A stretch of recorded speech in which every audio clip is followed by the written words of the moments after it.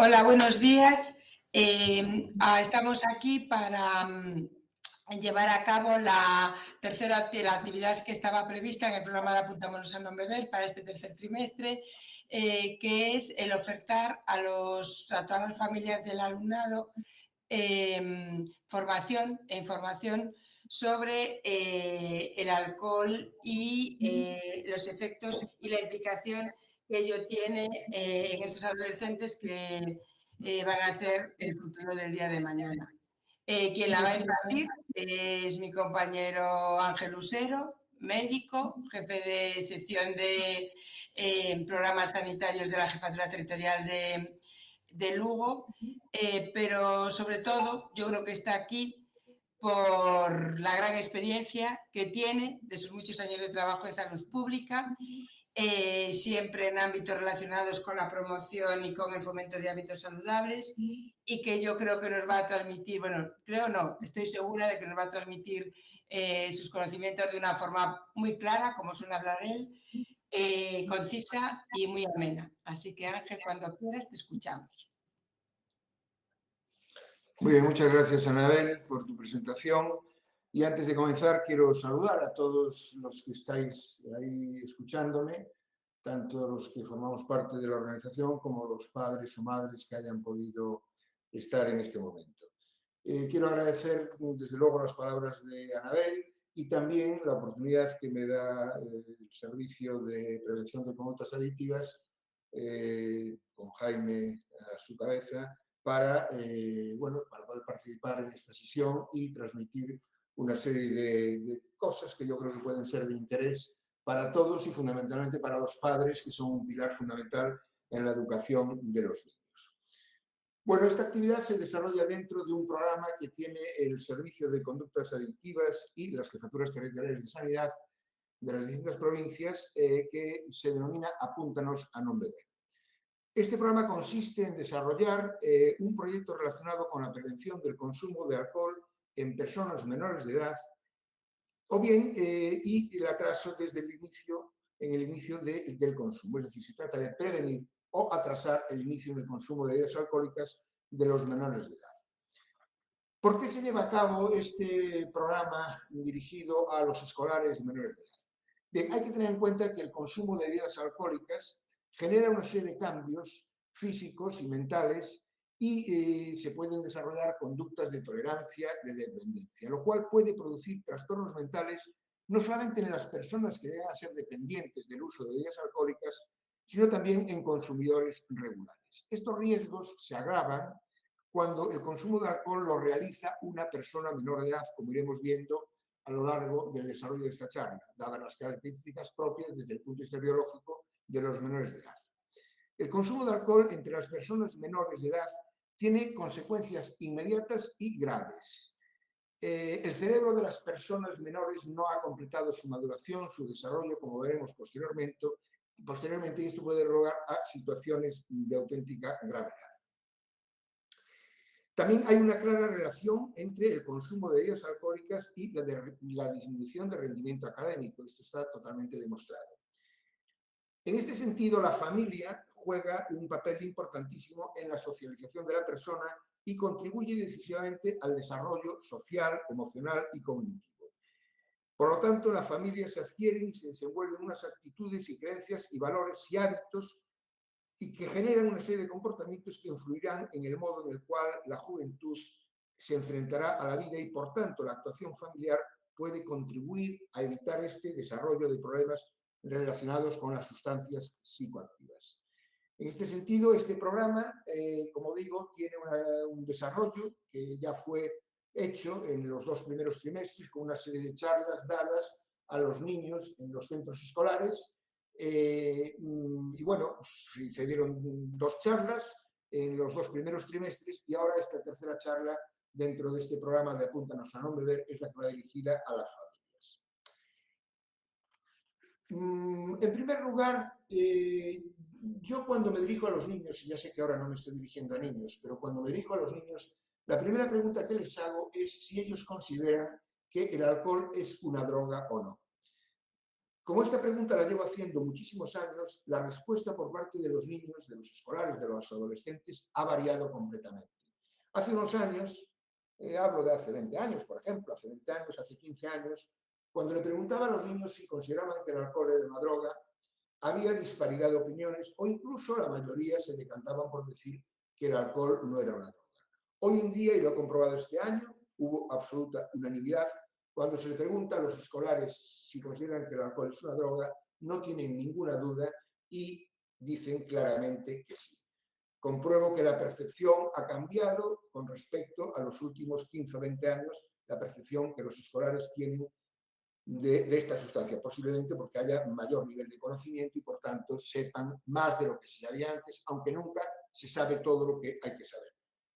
Bien, aquí nos encontramos con una paradoja que no voy a incidir en ello, porque nosotros desde la Consellería y los que trabajamos en este tema damos charlas acerca de los perjuicios, naturalmente, que provoca el alcohol en los niños y en los no niños, las consecuencias laborales, académicas, sociales, económicas, de tráfico, todo el tipo de consecuencias que puede generar el consumo de bebidas alcohólicas y, sin embargo, nos topamos con que en nuestro medio vemos cantidad de fiestas relacionadas con la exaltación de productos del alcohol. Evidentemente no voy a incidir en ello, sabemos que hay una serie de intereses económicos que condicionan todo esto y es muy difícil llegar a un punto intermedio en el cual se hagan las cosas mínimamente bien. Pero no deja de ser paradójico que unos cuantos estemos dando información acerca de los perjuicios que ocasiona el alcohol y a continuación nos encontremos en todos los pueblos de la geografía gallega con fiestas de exaltación de productos de alcohol, participando, por supuesto, en muchas ocasiones incluso autoridades políticas, autoridades académicas, etcétera, etcétera. Bueno, vamos a empezar con los conceptos claves acerca del alcohol. Y en primer lugar tendremos que hablar de qué es o qué no es una dependencia. El alcohol, hablamos de dependencia cuando tenemos la presencia de una sustancia psicoactiva, en este caso sería el alcohol, y es psicoactiva porque tiene actividad sobre el sistema nervioso central, en concreto es una droga depresora del sistema nervioso central, y tenemos que hay un consumo mayor del deseado. En este caso, cuando hay la presencia de una sustancia psicoactiva y se consume más de lo deseado, estamos hablando que hay una dependencia. Pero para llegar a esta dependencia, hace falta un recorrido, hace falta un camino. Esta dependencia evidentemente no se consigue a las primeras de cambio y los escolares posiblemente lo puedan ver un poco lejano, es decir, que porque consuman alcohol crean que a ellos no se les va a generar una dependencia. Efectivamente, esto es una carrera de fondo. Y lo primero que hay que explicar es el concepto de tolerancia para poder entender cómo se puede llegar a la tolerancia. La tolerancia se desarrolla en el organismo a base de entrenar, es decir, quiere decir esto que el organismo necesita cada vez más cantidad de alcohol para conseguir el mismo objetivo. Esto se explica fácilmente diciendo, por ejemplo, un niño de 14 años, cuando toma su primera cerveza, posiblemente note algo, no le siente muy bien, se encuentra un poco mareado. A su primera cerveza. Evidentemente, con el tiempo va pasando, se va entrenando y cuando pasan meses, años, esa primera cerveza que al principio hacía un efecto ya no llega. Y para conseguir el mismo efecto hace falta 2, 3, 4, 5, etc. Es decir, el organismo va generando una tolerancia que quiere decir que cada vez hace falta mayor cantidad de alcohol para conseguir el mismo efecto. Bien, esta dependencia puede estar generada por estímulos asociados, que como veremos posteriormente pueden ser estímulos externos o estímulos internos. En esta diapositiva lo que quiero reflejar es, para que veáis, la asociación de estímulos. Esto es el famoso reflejo condicionado de Pavlov, en el cual, como veis en la primera imagen, si le ponemos al perrito un hueso, saliva, porque le produce satisfacción. Si a continuación a ese mismo perro le damos un estímulo neutro, que es, por ejemplo, el sonido de una campana, no le produce salivación. En la tercera fase, si asociamos el hueso y la campana...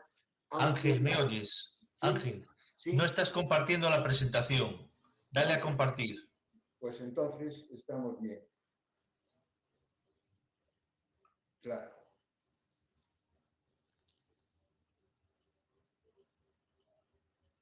Ahora sí, ¿verdad? Ahora sí. Gracias. Bueno, pues empezábamos, lo único que dije aquí fue el tema de la dependencia, sustancia psicoactiva, consumo mayor del deseo, y desarrollamos el tema de tolerancia, y veíamos que esta dependencia se puede llegar a través de unos estímulos asociados. Comentábamos el reflejo condicionado de Pavlov, en el cual veíamos la primera imagen, la segunda, que la campana no origina ningún tipo de estímulo en el perro, y ya en la tercera imagen vemos que si asociamos la campana y el hueso se produce salivación. Si esto lo repetimos muchas veces, el perro llega a asociar estímulos de tal manera que la campana sola, que al principio no le provocaba nada, después de haberlo asociado al hueso, ya solamente la campana le provoca salivación. Esto es el reflejo condicionado que se genera a través de la asociación de estímulos. Esos estímulos, en el caso del alcohol, bueno, pues pueden ser estímulos externos o estímulos internos. Ahí vemos determinados ejemplos: estar en una terraza, ir a un pub, estar con determinado grupo de amigos o estar triste, ansioso, contento. Si se asocian estas situaciones, bien situaciones anímicas, situaciones psicológicas, digamos, de la persona, y también estímulos externos de formas de vivir, con el consumo de alcohol, si hacemos esta asociación de ideas, va a provocar lo que provocan el perrito, la campana y el hueso. Es decir, se va a provocar que siempre que nos sentemos en una terraza, siempre que estemos en un pub, siempre que haya una reunión de amigos, tiene que ser con el alcohol por medio. De esta manera actúan estos estímulos generando, digamos, e intensificando el consumo de alcohol. Otro tipo de estímulos, veis ahí, bodas, bautizos, comuniones, todo esto se asocia al consumo de alcohol y después parece que no se pueden llegar a realizar este tipo de actividades sociales sin que se consuma. Todo esto da lugar a que ante la ausencia de alcohol se pueden producir síntomas de abstinencia. Cuando una persona genera una tolerancia, esa tolerancia lleva a una dependencia. Y una vez que una persona depende de la sustancia, si le falta, genera unos síntomas de abstinencia.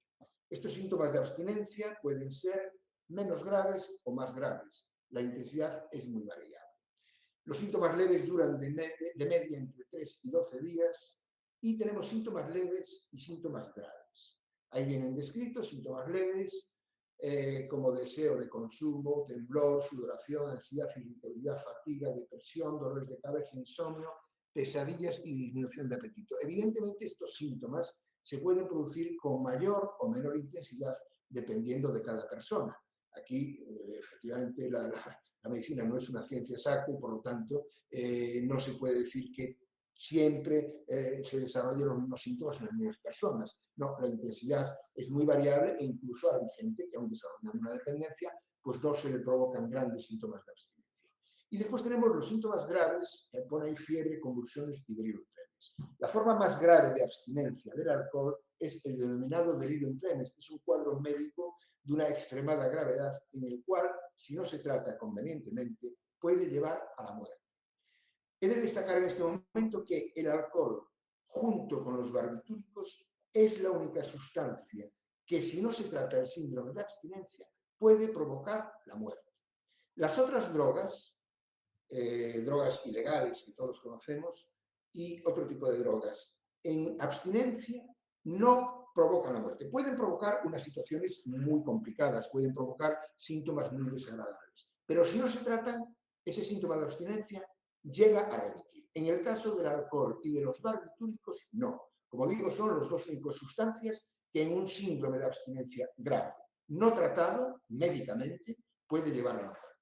El delirium tremens es un cuadro psiquiátrico gravísimo, en el cual, como su propia palabra dice, hay delirios, hay alucinaciones y hay temblores intensísimos. Hay una agitación psicomotriz bárbara, las personas tienen alucinaciones visuales, ven generalmente bichos pequeños, se sienten atacados por bichos pequeños y entonces hacen una especie de lucha con las manos para evitar el ataque de esos bichos. Tienen delirio, lo que se llama el delirio ocupacional. Normalmente las personas en síndrome de abstinencia grave, en un delirium tremens, hacen gestos con sus manos que representan el trabajo que ellos hacen habitualmente. Es lo que se llama el delirio ocupacional. Como digo, alucinaciones visuales microscópicas, zoopsicas, porque son de animales pequeñitos. En fin, es un cuadro muy grave que, no tratado convenientemente, puede llevar a la muerte.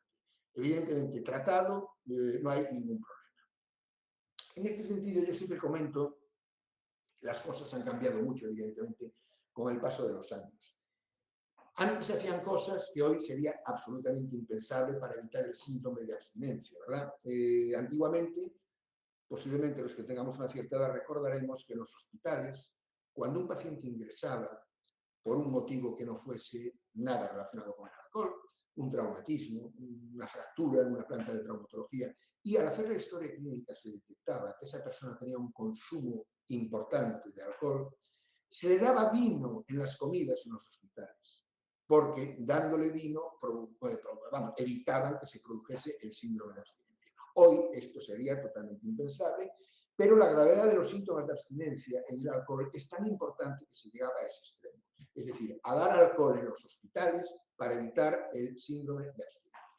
Esto hoy, evidentemente, sería totalmente intolerable porque además, si se detecta la posibilidad de que un paciente ingresado en un hospital pueda hacer un síndrome de abstinencia, hay fármacos perfectamente manejables por los cuales se puede evitar este síndrome de abstinencia. Bueno, algunos datos epidemiológicos. Yo no quiero dar muchos datos porque me parece engorroso y me parece aburrido, pero sí conviene haber pequeñas pinceladas que nos orienten acerca, bueno, pues de la magnitud de este problema. Tenemos ahí la prevalencia del consumo de alcohol, bueno, para que vean comparativo con tabaco y cannabis, en estudiantes de 14 a 18 años. Ahí ven en la barra, bueno, las barras que hay ahí, que el consumo de alcohol en este grupo de edad, que lo hayan consumido alguna vez en la vida el 72%, en los últimos 12 meses el 70%, y si nos vamos a los últimos 30 días, el 50% de los chicos adolescentes de 14 a 18 años han consumido alcohol. Es decir, la mitad en el último mes han consumido alcohol. Como ven, es muy superior al de otras drogas, tabaco, cannabis, etc. El principal problema de drogas que existe hoy en día en nuestro medio es el alcohol, no las drogas ilegales. Las drogas ilegales, evidentemente, es otro problema muy importante y muy serio, pero la magnitud por sus consecuencias sociales, económicas, laborales, de tráfico, etc., no tiene punto de comparación la magnitud del alcohol con cualquier otro tipo de droga. Lo que pasa es que el alcohol sabemos que es una droga legal, regularizada. Legal, pero regularizada, de tal manera que está al alcance de todos, aunque haya pequeñas trabas que veremos posteriormente con la ley que está en vigor en nuestra comunidad. Y ven la prevalencia de intoxicaciones etílicas en el mismo grupo de edad, es decir, borracheras, en estudiantes de 14 a 18 años, prácticamente igual en el hombre que en la mujer, y como ven, a medida que avanzan los años, pues se va aumentando lógicamente el número de intoxicaciones etílicas en el último mes, llegando a la cifra, por ejemplo, de los 18 años, de que prácticamente el 30%, un tercio, de los chicos de 14 a 18 años se han emborrachado en el último mes. Yo creo que es una cifra bastante significativa. Para que nos demos cuenta de la magnitud del problema, muchas veces los padres no sabemos las conductas que tienen nuestros hijos fuera de casa y nos creemos que no hacen determinadas cosas que sí hacen. Es un porcentaje muy importante, por lo tanto, probablemente les toca a más gente de la que se cree uno. Prevalencias del binge drinking, estos son los atracones, es decir, el consumo intensivo en los últimos 30 días, una forma de beber muy particular y muy típica de los adolescentes. Es el consumo de grandes cantidades de alcohol en poco tiempo. Bueno, pues ahí tienen la gráfica en la cual vamos viendo, tanto en varones como en hombres como mujeres, la proporción y en los grupos de edad también. Vemos, por ejemplo, lo que decíamos antes, que a los 18 años el 50%, el 37% en Galicia, el 50% en España, de los chicos de esta edad han hecho la práctica esta de la bebida en atracón, del consumo excesivo en poco tiempo. Creo que son cifras bastante interesantes para darnos cuenta de la magnitud del problema. Bien, ahora voy a dedicar unos minutos a algunas cuestiones que me parecen importantes y que son de tipo, bueno, pues estrictamente médico. Y son las consecuencias que el alcohol puede tener en el organismo. Hay dos órganos que se afectan fundamentalmente en el organismo del ser humano como consecuencia del consumo de alcohol.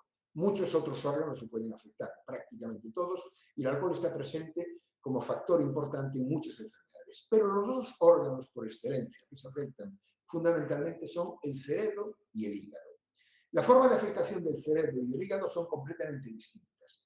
En un caso nos puede llevar a la muerte, afectación de hígado, cirrosis hepática, y en otro caso nos puede llevar no a la muerte, pero sí a cuadros demenciales precoces. Es decir, hay afectaciones cerebrales que si se bebe mucho durante mucho tiempo, a edades tempranas se puede llegar a deterioros mentales importantes. Bueno, aquí dice, esta presentación dice que cuando termina de desarrollar el cerebro de una persona, y da 3 posibilidades. 16 años, la tercera a los 18 y la intermedia dice a los 21 en las mujeres y a los 23 en los hombres. La respuesta real a esta pregunta es la B, es decir, a los 21 años en mujeres y a los 23 años en los hombres. Esto tiene una importancia fundamental. El alcohol es muchísimo más dañino en un cerebro en desarrollo, en un cerebro en formación, que en un cerebro ya formado. Por eso, las edades en las cuales hay prohibiciones legales no están establecidas a capricho, sino que están en base a un desarrollo biológico del cerebro. Y aunque la ley marca los 18 años, parece que se queda un poco corta en cuanto a la cuestión que marca la ciencia en realidad de que el cerebro se sigue desarrollando después de los 18 años, llegando incluso los hombres hasta los 23. Por tanto, el consumo de alcohol durante el desarrollo del cerebro da lugar a graves consecuencias que se pueden ver, bueno, pues en el futuro, no de una manera inicial cuando se está produciendo el consumo, pero sí a medio largo plazo. Este dato que acabamos de ver de la edad del desarrollo del cerebro es muy importante porque lo que acabo de comentar en la juventud provoca daños irreversibles. En esta imagen ven a la izquierda un cerebro, bueno, son las zonas activas del cerebro, como pone ahí, durante el proceso de memorización de 2 jóvenes de 20 años, uno, el A, con el cerebro sano, y otro, el B, que es un chico adicto al alcohol. Ven ahí que las zonas activas del cerebro en el sano son mucho más, son las que están coloreadas, que en la persona que tiene un componente ya de consumo importante de alcohol. Bueno, esto es debido a que el alcohol afecta, como digo, al cerebro, pero afecta además a todas las estructuras cerebrales, como dice ahí, a la corteza prefrontal, al hipocampo, al circuito de recompensa, da igual, a una serie de estructuras cerebrales responsables, cada una de las estructuras, de una cuestión o de otra, y por eso se afecta la memoria, por eso se afecta el desarrollo cerebral, y de ahí que beber entre 14 y 18 años es un auténtico disparate, sean las cantidades que sean. Aquí no hay un consumo de bajo riesgo, el único riesgo cero que hay es no beber, lo demás siempre existe un riesgo, y con un cerebro en desarrollo muchísimo más. Estos son consecuencias que además se van a ver de cara al futuro, ya algunas del presente, el retraso escolar, en fin, las dificultades de memoria, todo esto, pero incluso consecuencias a más largo plazo que en el momento no se ven. Bueno, el coma etílico también es una cosa que está de manera importante. Se ven noticias como las que tienen ahí de todo tipo, de muertes en chicos de 12 años, pues como consecuencia de comas etílicos en fiestas y en encuentros juveniles y demás. Pero bueno, aparte del coma etílico está la afectación cerebral en el presente y a medio y largo plazo. Y después también, como decía antes, desde el punto de vista médico, tenemos el tema del hígado, es decir, el cerebro se afecta produciendo, vamos a llamar así, un deterioro cerebral progresivo incluso. Hay personas que con 50 años tienen un cerebro de una persona demenciada de 80. Hay demencias alcohólicas. Existen las demencias alcohólicas. Personas con graves trastornos cognitivos, que no saben dónde están, que no pueden valerse por sí mismos, etcétera, etcétera, como consecuencia de un consumo intensivo de alcohol durante muchos años. Es decir, es un envejecimiento prematuro desde el punto de vista cerebral como consecuencia de una carrera de fondo de muchos años. Y en el hígado, como decía, en cambio, no hay una afectación en cuanto al tema cognitivo, pero sí es una afectación vital. Cuando el hígado se afecta en las primeras fases es irrecuperable. Cuando hay las primeras fases de afectación hepática, que es lo que se llama pues, el hígado graso o una hepatitis alcohólica, con abstinencia, es decir, dejando de beber, esas lesiones hepáticas pueden volver a la normalidad, pero cuando se desarrolla ya la fase terminal de la afectación del hígado, que es la cirrosis hepática, ahí ya da igual que se deje de beber o no. La persona que tiene una cirrosis hepática es una destrucción total de su hígado y eso va a ocasionar antes o después la muerte. Por lo tanto, estas son las consecuencias desde el punto de vista médico a nivel cerebral y a nivel de hígado, independientemente, como digo, de que hay muchísimas otras partes del organismo pues, que se afectan también de maneras distintas. Bueno, un tema que me interesa muchísimo destacar es el síndrome alcohólico fetal. Me parece que es importantísimo que lo conozca todo el mundo, sea de la edad que sea, pero sobre todo los jóvenes, para que tomen conductas de cara al futuro y no nos encontremos con situaciones que después son completamente irreversibles. Bien, el síndrome alcohólico fetal es una serie de afectaciones, de malformaciones que se producen en el embrión y en el feto como consecuencia del consumo de alcohol en las embarazadas. Y además lo importante es que no está establecido el límite, la cantidad, por la cual se pueden producir unos efectos más graves, menos graves o incluso no producirse ninguno. Es decir, la mujer durante el embarazo, por definición, no puede beber, pero no puede beber nada, no es que pueda beber un poco. Porque no se sabe cuál es el límite por el cual podríamos decir, si bebes esto no va a pasar nada y a partir de aquí sí va a pasar algo. No se sabe el límite. Con pequeñas cantidades de alcohol se pueden producir graves alteraciones en el embrión y en el feto con consecuencias importantísimas de cara al futuro. Ni más ni menos que 1 de cada 1000 nacidos vivos en nuestro medio, es decir, en los países industrializados europeos, 1 de cada 1000 presentan síndrome alcohólico fetal, como consecuencia de la ingesta de alcohol por parte de la mujer embarazada. Bueno, yo soy médico, como dijo Anabel, yo aquí tengo que lanzar una puya, digamos, contra la clase médica también. Igual que antes me metí un poquito con las autoridades académicas y políticas, ahora me voy a meter con los médicos. Yo estoy convencido, lo sé porque lo viví, porque lo sé, porque lo sabe todo el mundo, que hasta hace pocos años, una mujer embarazada que iba al ginecólogo, ni el ginecólogo le recomendaba la abstinencia. Esto es un hecho real y constatable. No se hablaba del alcohol para nada. Para nada, absolutamente para nada. Hoy creo que las cosas han cambiado. Por lo tanto, no se le daba la información a una mujer embarazada de que no podía beber durante el embarazo.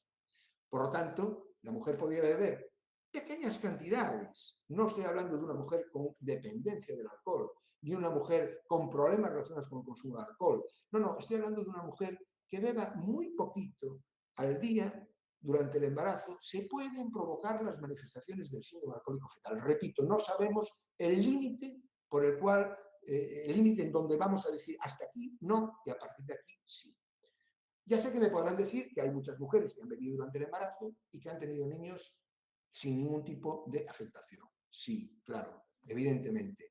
Sabemos que la respuesta individual de cada persona en medicina es muy variable y esto no quiere decir que toda aquella mujer que haya bebido durante el embarazo vaya a tener un niño con problemas, pero tiene posibilidades de tenerlos. Las manifestaciones del síndrome alcohólico fetal son desde de poca importancia hasta gravísimas. Incluso, como acabo de decir, el retraso mental severo, es decir, la discapacidad intelectual absolutamente severa. Pero antes de llegar a eso hay otro tipo de manifestaciones clínicas a las que puede dar el síndrome alcohólico fetal. Desde una disminución del crecimiento dentro del útero, o un retraso en la formación de determinados órganos del cuerpo, anomalías en el sistema nervioso central, pueden ser cuadros de hiperactividad, de irritabilidad. Hay niños que nacen con una cara característica o que desarrollan a lo largo de su infancia una cara característica, que es lo que se llama la facies, la cara típica del síndrome alcohólico fetal. Son microcefalias, cabezas más pequeñas de lo normal, implantación baja de los pabellones auriculares, labio superior muy delgado. Es decir, hay una serie de anomalías anatómicas producto de este síndrome alcohólico fetal. Y puede haber anomalías de huesos en el corazón, hernias, malformaciones geniturinarias, es decir, es muy variable.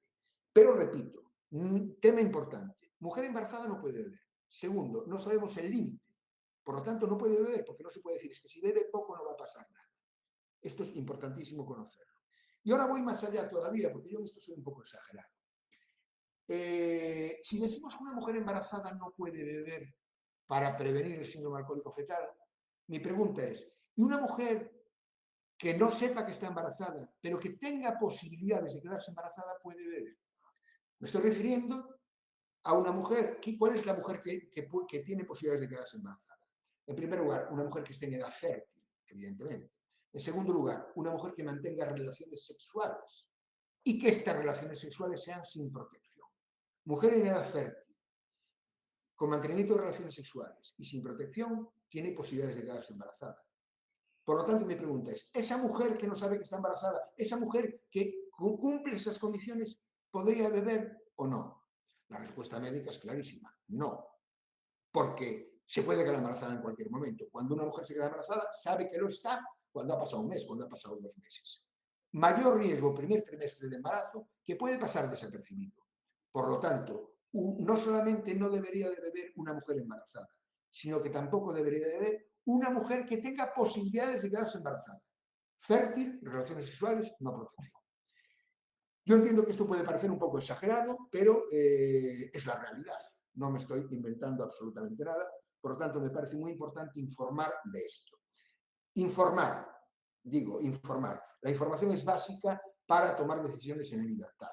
Esto los niños, los padres, todos nosotros, pero sobre todo los niños de 14 a 18 años, es importantísimo que conozcan todas estas cosas para que puedan tener decisiones, para que puedan tomar decisiones con auténtica libertad, que es cuando uno tiene conocimiento de las cosas. No vale decir, es que yo no sabía que esto podía pasar.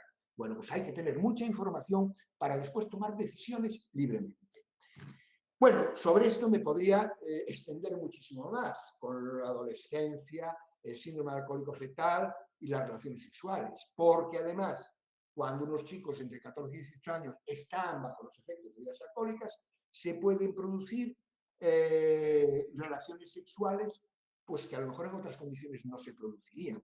Y de esa relación sexual, bajo los efectos del alcohol, puede haber un embarazo. Y de ese embarazo se puede generar un niño con gravísimos problemas de todo tipo. Por lo tanto, creo que este para mí es uno de mis temas preferidos, el síndrome alcohólico fetal, porque creo que es muy importante que se conozca, que lo conozcan las mujeres, que lo conozcan los hombres, que lo conozcan los niños, para poder tomar decisiones en libertad. Bien.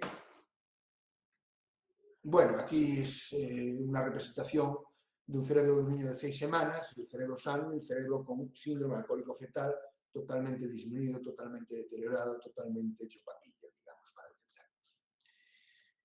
Bueno, vamos a pasar a otro aspecto, después de todas estas consideraciones de tipo médico y de tipo psicológico, y es saber si hay alguna ley que regule todo esto relacionado con el alcohol. Galicia fue la primera comunidad autónoma de España en la cual se estableció, en la cual se legisló en este sentido. Ya en el año 2010, como ven ahí, Ley 11/2010, de 17 de diciembre, de prevención del consumo de bebidas alcohólicas en menores de edad. Es una ley totalmente vigente en la actualidad, que llevamos ya con ella, pues como ven ahí, 12 años. Y repito, Galicia fue la primera comunidad autónoma en la cual se legisló en este sentido. Vuelve a incidir en los intereses económicos de los que hablé al principio. Es muy complicado legislar, porque aquí, en definitiva, en esta ley, en cuanto a las leyes relacionadas con el alcohol, lo que hacemos es, bueno, pues en vez de promover el alcohol como las fiestas de exaltación, con intereses económicos, lo que hacemos es prevenir el consumo y, por tanto, hay que ser muy restrictivos, de tal manera que es una ley, bueno, pues que costó trabajo sacarla adelante por las implicaciones y los intereses económicos que hay en todo lo que nos rodea, sin entrar en más detalles. Pero bueno, que sepan que tenemos esta ley vigente en Galicia y que fuimos pioneros en ello, gracias, sin lugar a duda, de la implicación de la Consejería de Sanidad y de los técnicos de la Consejería de Sanidad que lucharon porque esto saliese adelante. En esta ley se prohíbe la promoción de la inducción del consumo mediante rebajas de precios. Esto significa que están prohibidas las ofertas de alcohol en los bares y demás. No, estas cartelitos que hay en muchos bares de que 2 por 1, si tomas la tercera te invitamos a la cuarta, no sé qué, todo esto de rebaja de precios y todo este tipo de ofertas están prohibidas por ley. Bueno, yo cuando digo que una cosa está prohibida no quiere decir que no se esté produciendo, ¿eh? Es decir, las cosas pueden estar prohibidas y salimos a la calle y a lo mejor las vemos. Pero bueno, las vemos, pero también he de comentar que hay un cierto control en todo esto. Es decir, la Policía Autonómica la Guardia Civil en sus medios y tal, pues está actuando en este sentido y se están levantando muchas actas de denuncia de incumplimientos de esta ley de alcohol. Por lo tanto, aunque parezca que no se hace nada, bueno, pues yo creo que se hacen bastantes cosas. Esta ley también prohíbe la venta de alcohol entre las 10 y las 9 de la mañana, entre las 10 de la noche y las 9 de la mañana, en establecimientos pues, que están abiertos, por ejemplo, 24 horas, no pueden vender este tipo de alcohol en esa franja horaria. Evidentemente, todo esto lo que trata es de disminuir el acceso de los menores al alcohol, ¿no? o de los jóvenes en general, o de toda la población. Está limitado el acceso de menores a los locales donde se suministra alcohol, no pueden ir a bailes, discotecas, etcétera, donde haya venta y consumo de bebidas alcohólicas. Por eso hay sesiones para adolescentes en discotecas, normalmente en horario de tarde, en las cuales no se puede vender alcohol. Pueden ir a una discoteca, una fiesta de 8 a 10 o de 8 a 11, pero en ese momento, en esa fiesta, no se puede vender alcohol. Los progenitores son los responsables cuando la persona responsable sea menor de edad. Es decir, cuando la policía o la Guardia Civil detecta el consumo de alcohol en un menor de edad, por ejemplo, en la calle, lo cual es muy frecuente, inmediatamente se pone en contacto con los padres o tutores, porque ellos son los responsables de estos menores y los responsables de hacerse cargo de la sanción. Sanción que, como ponéis muchas veces, puede ser sustituida por trabajos en la comunidad, a no ser que sean muy graves las sanciones. Bien. Bueno, yo creo que con esto veremos al final un poco lo que podemos hacer, lo que pueden hacer las familias en todo este problema para evitar el consumo o para disminuir el inicio en él. Pero yo creo que ya las pinceladas sobre alcohol, ya hemos visto los aspectos médicos, los aspectos, en fin, todos estos de la ley y demás. Y quería hablar un momento, antes de pasar al papel que pueden desarrollar las familias, si el tiempo se me acaba, un poco de las bebidas energéticas, que no son bebidas alcohólicas, evidentemente, pero tienen otras sustancias que también crean adicción y que es importante que lo conozcamos. Bueno, las bebidas energéticas en los últimos 30 días, como ven ahí en esa tabla, pues también tienen un consumo importante, ¿no? Bueno, pues casi el 40 y tantos % de los jóvenes de 18 años, pues en los últimos 30 días han hecho un consumo de bebidas energéticas. Vamos a ver a continuación por qué es importante tener en cuenta estos datos. Las bebidas energéticas son estas que vemos aquí, el Red Bull, el Monster y no sé qué más marcas, que yo no entiendo mucho de esto, pero bueno, tienen ahí todo tipo de bebidas energéticas. Una de las características fundamentales que tienen las bebidas energéticas, y que por eso queremos hablar de ello, es que tienen una importante cantidad de cafeína. La cafeína es un estimulante y es el ingrediente principal de estas bebidas. Actúa sobre el sistema nervioso, inhibiendo la sensación de cansancio o sueño, potenciando la sensación de bienestar y concentración, pero pone ahí, pero esto no es real. Es decir, todas estas sensaciones son temporales. No elimina realmente la fatiga muscular ni el agotamiento, solo inhibe temporalmente estas sensaciones. Cuando acaba el efecto hay sensación de decaimiento y cansancio. Es decir, el posible bienestar que parece que podría producir estas sustancias energéticas con alto contenido en cafeína no es real. Y además hay un problema, y es que la cafeína es adictiva también. Por lo tanto, los chicos que se inician en el consumo de estas bebidas energéticas requieren cada vez mayores cantidades para conseguir el mismo efecto y puede llegar a haber una auténtica adicción, como la del alcohol, una auténtica adicción a la cafeína, con las graves consecuencias que puede traer la ingesta masiva de cafeína. Y veremos a continuación, además, la cantidad de cafeína que tienen estas bebidas para que vean que es mucho. Bueno, ahí dice que la intoxicación aguda se consigue con 300 miligramos. Naturalmente, los síntomas que ven ahí dependen del peso y de la tolerancia de las personas. Esto es tanto como decir que las mismas cantidades no producen los mismos efectos en todas las personas. Cada uno reacciona de una manera distinta.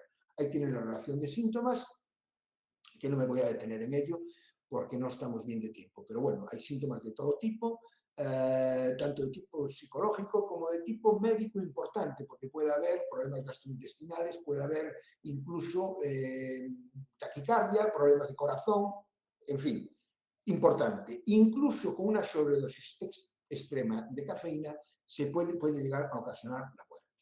Daré importancia. Vamos a quedarnos con el dato que ven ahí, que la intoxicación aguda de cafeína se produce con 300 miligramos. En general, claro, no se puede dar una cifra exacta. 300 miligramos. ¿Cuántos miligramos de cafeína tiene un Monster? Aquí lo ven, viene en el circulito rojo, dice que tiene 32 mil, bueno, primero ya dice contenido elevado de cafeína, lo avisa la propia lata. Y después pone 32 miligramos por cada 100 mililitros. Si la lata tiene 500 mililitros, multiplicamos 32 por 5 y nos salen 160 miligramos. Cada lata de Monster, por ejemplo. Si decíamos que eran 300 la intoxicación aguda, estamos viendo que con 2 latas de Monster se puede alcanzar una intoxicación aguda de cafeína. Esto cuando lo digo en los colegios se sonríe muchísimo, porque yo tengo delante muchísimos niños que se han tomado 2 latas de Monster en cualquier momento y se ríen de las posibles síntomas que ellos dicen no haber experimentado. Bueno, yo creo que eso no es real, lo que pasa es que los síntomas cada uno los experimenta a su manera.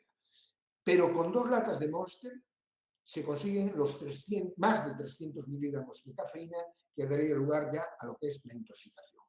Y además, aparte de la cafeína, esa es una representación para que vean la cantidad de azúcar que contiene, por ejemplo, una lata de Monster. Esa cantidad de azucarillos. 1, 2, 3, 4, 5, 6, 12, 15 azucarillos. Por lo tanto, bebidas energéticas, problema por cafeína y problema por altísimo contenido en azúcar, que no voy a entrar en las consecuencias que puede tener la ingesta masiva de azúcar, pero son prácticamente por todo el mundo conocidos. Bien,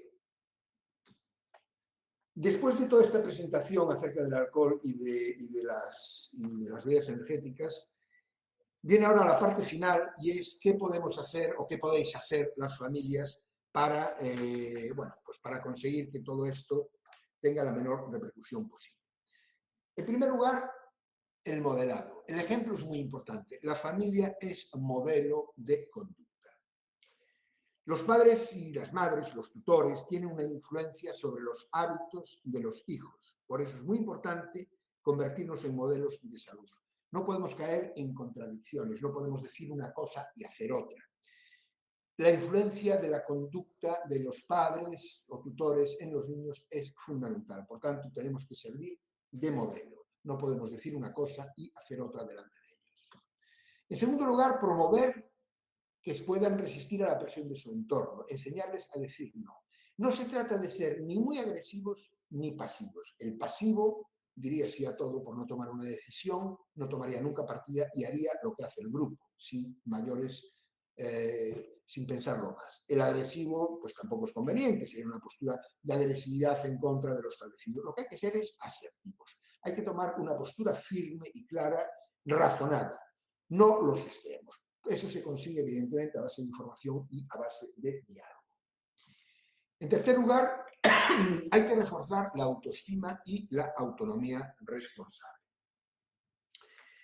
No hay que ridiculizar nunca a los niños, ni hacer comparaciones con otros. De la misma manera que no hay que ridiculizarlos ni hacer comparaciones con otros, no hay que hacer tampoco elogios excesivos. Cada vez tienen que estar mejor preparados para tomar decisiones, ¿verdad? Y eso se consigue elevando la autoestima y para conseguir esto es lo que dije hace un momento. Es decir, no se deben de hacer ridiculizaciones ni comparaciones con otros, ni los elogios excesivos son adecuados. Hay que actuar en su justa medida. Elogiar los logros, el esfuerzo, la constancia, ayudándoles a elaborar objetivos de futuro realistas. Con esto lo que conseguimos es aumentar la autoestima. Otra cosa que podemos hacer las familias son potenciar valores sociales positivos. Esto está relacionado con el ejemplo del ser modelo, es decir, hay que animar a encontrar y ser consciente de sus virtudes, a potenciarlos y a encontrar otras. Ahí tenemos una serie de virtudes, una serie de cuestiones positivas que pueden ser tratadas en su justa medida para hacerles ver a los chicos que hay que potenciar valores sociales positivos. Es un proceso, evidentemente, de aprendizaje, de socialización, pero que es una carrera que hay que iniciar y que hay que llevar a cabo con mucho tiempo. Y, por supuesto, proporcionar las responsabilidades de forma progresiva, teniendo en cuenta todo lo anterior que hemos visto, teniendo en cuenta bueno, que hay que aumentar la autoestima, que hay que darles cada vez mayor capacidad de decisión, hay que elogiarles en su justa medida, pues tienen que ir adoptando responsabilidades de una forma progresiva para tomar las decisiones más acertadas. Hay dos variables claves en la prevención del consumo de sustancias y otros factores de riesgo que en lo que voy a decir es que la clave en todo esto son las familias. Las familias, como dije en varias ocasiones, son el modelo y forman parte importantísima del proceso de maduración de los adolescentes. En este sentido, hay dos cuestiones para finalizar que me gustaría abordar, que son muy materiales, que es el dinero disponible y la hora de llegar a casa. Perdón.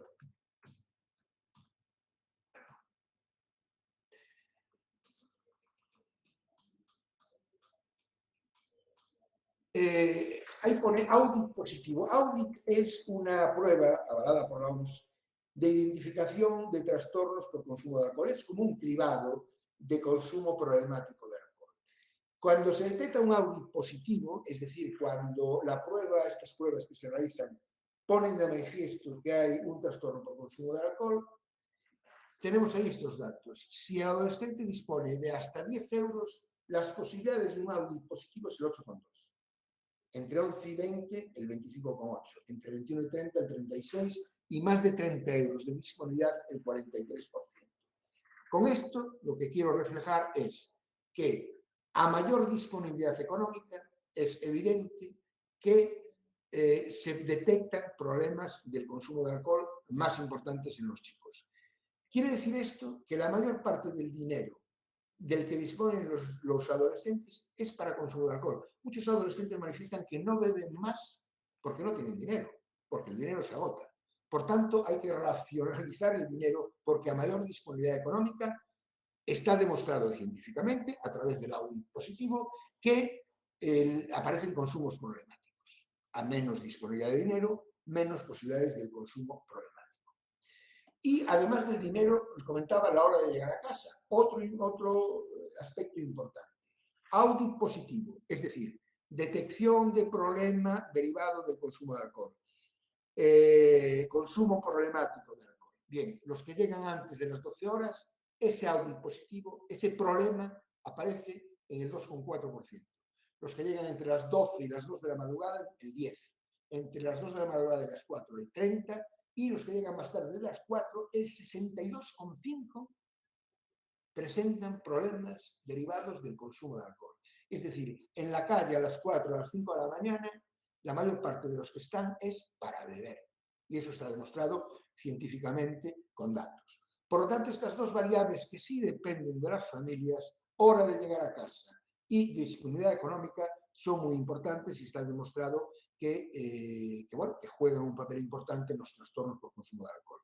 Es importante destacar en este sentido que hay que establecer pautas firmes, hay que establecer pautas razonadas, dialogadas, pero con firmeza. Y no plegar a las continuas excepciones que nos pueden plantear, porque todo serviría para que hoy es un día distinto y por lo tanto hoy llevo más dinero, hoy llevo más tarde. Eso no es conveniente hacerlo. Las posturas deben ser lo más firmes posibles. Bueno, como ya llevamos mucho tiempo, yo no les quiero cansar más. Hasta aquí llegué y, bueno, simplemente para finalizar, destacar el importantísimo papel que juegan las familias para moderar el futuro de los adolescentes, en este caso, y para evitar que se produzcan consecuencias graves derivadas del consumo de alcohol. Muchas gracias por su atención y yo quedo a disposición de ustedes para otro día. Si alguien quiere formular alguna pregunta o quiere hacer algún comentario, disponemos de tiempo.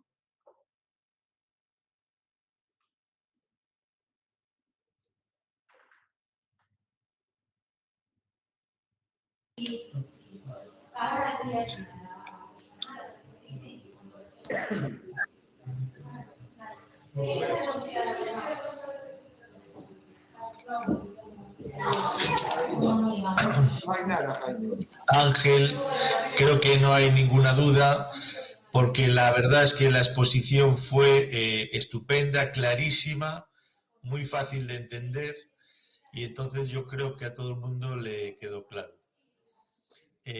No sé si Anabel quiere comentar algo. Hola, buenos días. Sí, hola. Yo comparto contigo, yo creo que se entendió bastante bien lo que desde Salud Pública siempre hemos querido transmitir. Sí. A mí me gustó, personalmente, a mí me gustó mucho la parte final. Sí. También me ha ayudado no solo como profesional, sino como persona. Y yo, en principio, simplemente darte las gracias. Y porque yo creo que hay un trabajo detrás. Bueno, yo estaba segura de que iba a salir así de bien, ¿eh?